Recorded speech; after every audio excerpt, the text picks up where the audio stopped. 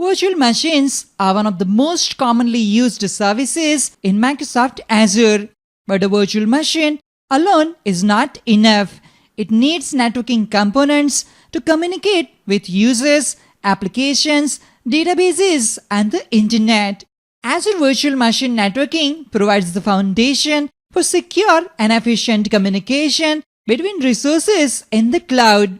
In this video, we will explore essential networking components used with Azure Virtual Machines. Hello everyone, I hope you are all doing well. I'm Manhar and welcome back to MSFT WebCast. Azure Virtual Networking allows Azure resources to communicate securely with each other, the internet, and on-premises environments. Think of Azure networking as building a digital office campus. The virtual network is the entire campus. Subnets are individual departments or floors. NICs are employee desks connected to the network. NSJs are the security guards controlling the traffic. These components work together to provide isolation, routing, and security. I have created a video on the fundamental components of Azure Virtual Networking where we cover the basics of Azure Virtual Networking components. The link to that video is in the description. In this video, we will learn how those components are used in Azure Virtual Machines. Open your preferred web browser, navigate to portal.azure.com and sign in with your Azure account. In the search bar at the top of the portal, type Resource Group. Under Services, select Resource Group. This page displays a list of existing resource groups in your Azure environment. For this demo, I created a virtual machine and store it in the VNet Demo RG resource group. Now access the resource group. We can see the demo VM and its associated resources under this resource group. Click on VM name to open its properties page. Under the networking section, we can verify that this VM has two IP addresses. One is a public IP address and the other is a private IP address. The private IP address is assigned from the Azure Virtual Network. Go back to the resource group. Let's open Virtual Network. This is a virtual network. Let's access it. This will open the properties page of our virtual network. On the VNet overview page, you'll find that it has an IP address space of 10.1.0.0/16. Expand settings and go to subnets. It actually has a subnet called default with the IP address range of 10.1.1.0/24. This was created by default when the virtual machine was deployed. Again, go back to the resource group. We can also see the virtual network interface. This network interface is attached to a virtual machine. It is directly connected to the virtual network and the subnet within that virtual network. Open the network interface properties page. Expand settings and click on IP configurations. We can see the IP address configurations here and it actually has two IP addresses assigned to it. A private IP address and a public IP address. We can use this public IP address to connect to our Azure Virtual Machine. Since this is a Windows-based VM, we can use remote desktop to connect to the VM using the RDP protocol. Note down the public IP address of this VM. Open the Run menu, type MSTSC and press Enter to launch the remote desktop connection application. In the computer name field, enter the public IP address of the VM and click Connect. Enter the administrator username and password. Once done, click OK. If you see a certificate warning, ignore it and click OK. Wait for the RDP session to be established successfully.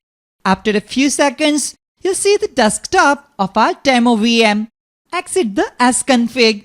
In the command prompt, type ipconfig/all and press Enter to view the IP address configuration of this VM.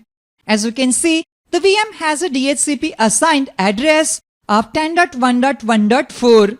Note that there's no DHCP server involved in this process.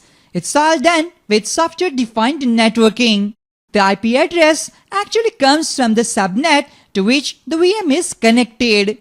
The subnet defines the IP address range and it assigns this IP address to the VM. The DHCP server and DNS server are both set to 168.63.129.16. This is an internal Azure management IP address. Do not block it, otherwise you may encounter issues. Let's go back to the Azure portal. Open the VM properties page of the VM for which you want to set up a static IP address. Expand networking and click on networking settings. Then click the network interface name. This will open the network interface properties page. Expand settings and click on IP configurations. To edit the IP configuration, click the interface name. In our case, it is ipconfig1. This is where you can set a static IP address. Under private IP address settings, select the static IP address allocation option and specify the private IP address you want to statically assign to your VM. It is not technically a static IP address. Instead, it works more like a DHCP reservation. It will ensure that the same IP address is assigned to this virtual machine every time. Let's cancel it. Go back to the resource group. The next thing to discuss regarding virtual machine networking is network security groups. We have a network security group here called TestVM01 NSG. NSGs are associated with either a network interface or a subnet. Click on NSG name to open its properties page. Network security groups act as a virtual firewalls that control inbound and outbound traffic. As you can see here, port 3389 is currently allowed, which means traffic is permitted to reach the virtual machine. This rule allows us to connect to our VM using the RDP protocol. An NSG also includes default security rules that automatically secure resources. We'll cover security rules in detail later in this video series. Go back to the resource group. The last thing to talk about Azure Virtual Machine Networking is public IP address. The public IP address is assigned to this Azure resource and it is linked to our VM. This allows us to connect to our VM from the internet. So these are the Azure Virtual Networking resources which are linked to our virtual machine in order to provide networking. I hope you enjoyed this quick overview of some of the networking components of virtual machines in Azure. That's all for this video. I hope you found this video helpful and informative. If you have any questions or comments, feel free to leave them below. Don't forget to like and subscribe for more videos on Microsoft Azure and other Microsoft related topics.